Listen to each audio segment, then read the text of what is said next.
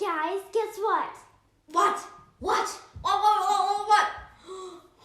Sorry, too much sugar. It's okay. So anyway, my uncle is coming around for a while and, well, he decided he wants to be on the show. Is he allowed to just do that? I mean, obviously, if Aunty Elle has already said yes, then it's fine. But if she hasn't, then... See, it's kind of the catch. She doesn't know yet. Hi guys, are you ready for the show? Let's Aunty see. Elle? We are on Aunty Elle? in Aunty Elle? 5, Aunty Elle? 4, Aunty Elle? 3, Aunty Elle? Aunty Elle? Aunty Elle? and welcome to the VIB. That's right. Aunty Elle, Yes. not to pop your VI bubble or anything, I think you might want to catch a quick chat with the elongated mammal first. Wait, Thoko, what's up?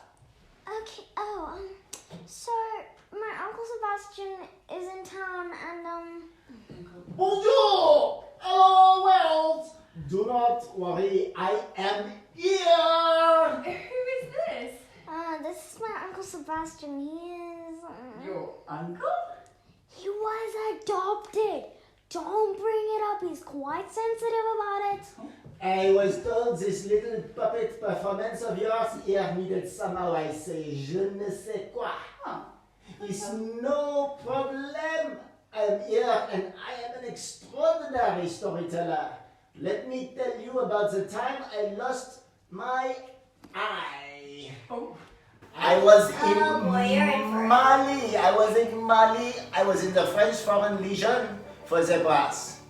And it was an amazing time. I fought in the middle of the desert with lots of sand around. One day it was hot, but I was on the middle of my marathon run that I took every morning. And then I came across an amazing sight. It was the caravan of the zebra princess. She was so beautiful, they said that her stripes were so black and white there was no room to discuss. I was amazed by her beauty at the time, and as I went in front of this, I thought, that is the most amazing zebra crossing I've ever seen.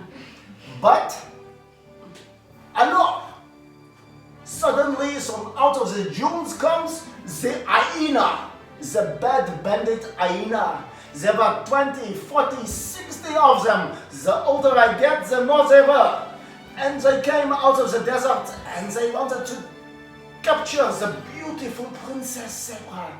So to the suite, I jumped from the top of a dune towards the caravan to jump in front of her. With the most amazing alacrity, alors, but my stripes were so beautiful that they also confused the hyena. One was throwing a knife at the princess. And just at the right time, I did a somersault. Way. And the knife went straight into my eye. I didn't even notice. Suddenly, I had vanquished 40, 60, 160 of them. And then the princess said to me, "You have a dagger in your eye." I said to her, "Better than in yours." I took the dagger out and it came with my eye. I presented her with my eye as a bauble, as a token of my affection. Lucky I have 40-40 vision, enough vision for 20 zebras. So there was enough, and there is enough in one eye to cater for all the vision I need. That is my story about how I lost my eye. That is the coolest thing I've ever heard. You are a legend. Can I come live with you? Do you know what do you know about explosives? Well, it is quite a story with a fair amount of drama added, I'm sure. What are you insinuating? I'm sure Aunty Elle just wanted to say that if all the PPE safety precautions had been in place, you would still have both your goggly eyes safely pocketed in your sockets and happily staring at us. Like I always say, there's a reason for health and safety puppet people. Right. Well, I guess it's never bad to have a good storyteller around. Everybody likes a good story. And today's show is all about stories. True stories, mind you. The many little stories that make up the very big story of the VIB. Let's call it the MLSs of the VBS of the VIB. What? Auntie Elle, Uh-huh. that is not cool. Seriously, not cool. But last week you guys said I was old, and I thought that maybe I'll spice it up a little bit. Add that, what did you call it? Je ne sais quoi. We really don't mind that you're not young or cool, Auntie Elle. We like you just the way you are. Oh, Old and not cool. thanks. Well, maybe we should get started on the story, shan't we? Good idea. Best, I think. Go right ahead. So you remember that in the first episode of the VIB, we learned that the Old Testament is a book without an ending. We learned that the New Testament is a book without a beginning, and that the only way of making sense of the whole story is by reading both books together. God's big story, because the whole Bible tells a big story. Do you remember God's big rescue plan? When we talk about stories, I want you to think about it like this. You're a traveler going over a mountain. At first, the path is smooth and the going is well. All is as it should be with the world. And then things get difficult. Problems arise. It gets harder and harder. In fact, eventually it gets so hard that you think that you'll never make it to the top. You're holding on by your fingernails, thinking you'll never make it. And then, just at that nail-biting part, you break through and you get to the top. And from the top, the view is spectacular. And when you get down on the other side and the walk is smooth and easy, you are not the same as you were when you started. You, mademoiselle, you sound like you are an English teacher, a storyteller, and a hopeless romantic. Okay.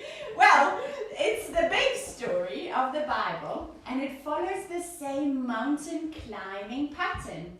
And so do all the little stories in the Bible. And each little story adds up to make the big story. The mosaic that has made all of the hundreds of little photos. At first you only see the little photos, but then you stand back and the big one pops out at you like a sugar rush. That's exactly right, Rodwell. It is exactly how the little stories make up the big story. What a great word picture. So let's think now of the very beginning, the book of Genesis, how God made the world all those many years ago. It wasn't his beginning, mind you, it was ours. And he made it wonderful, made us live in a beautiful place, paradise. And Adam and Eve, they were the first people, and he created them to be just like him, to be relational and creative and personal. And they could see him and talk to him and be with him all the time, and there was no pain and there was no sadness. Can you think of it?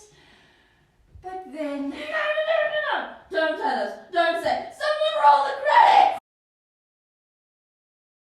Oh, Joe, there's no use in denying it.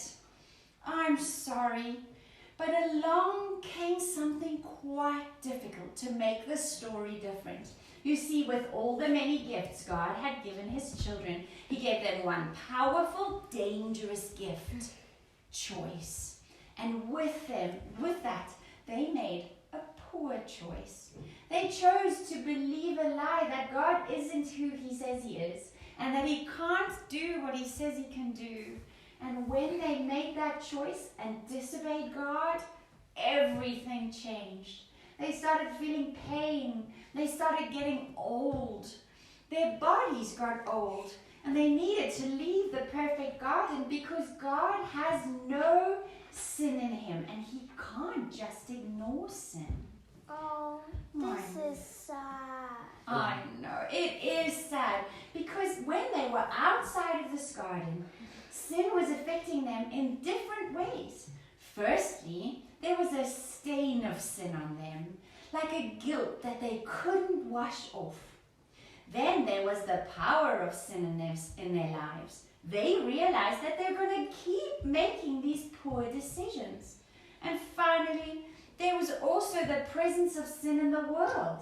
Other people's mistakes and poor choices were making their lives difficult as well. Why are you telling us such a sad story? Do not worry, I have a feeling that the beautiful Mademoiselle Elle will not tell a bad story without a good ending. Okay, merci Sebastian. The truth is God already put in a master plan to rescue his people, to get them back to paradise. But wait, wasn't that good news? We've already talked about how God rescued them on the cross. You know, the four gentlemen wrote the story of Jesus making a plan to forgive all sin all the time. You're so right, Joe. Thank goodness. It was always God's plan to make a way for his people to get back to paradise. But if Jesus had already rescued all of us, and we were already on the top of the mountain, why are we not in paradise? Is there another mountain to climb? That's very good, Rodwell. Do you remember that we explained that Jesus came to rescue us from the stain of sin, to introduce a new kingdom that he would be king of? Well, we also said that one day he will come back and establish that kingdom here on earth and in heaven. And he would be the king, and it would be perfect. In the meantime, we can be free from the stain of sin by believing. Oh, I remember being justified by grace through faith. Being justified by grace through faith. I knew a girl once named Grace Faith. We met in No, Saudi Arabia. No, we're focusing. Oh, and even though we are free from the stain of sin, we still struggle against the power of sin in our lives. We try and make good decisions. And over time, we learn to be more and more like Jesus. Oh, I remember. That's wait, no, I'm sorry, that one's on me. You mean sanctification? That's right, sanctification, becoming more and more like Jesus. And one day, at the end of our story, at the very good beginning, we will also be completely free of the power of sin.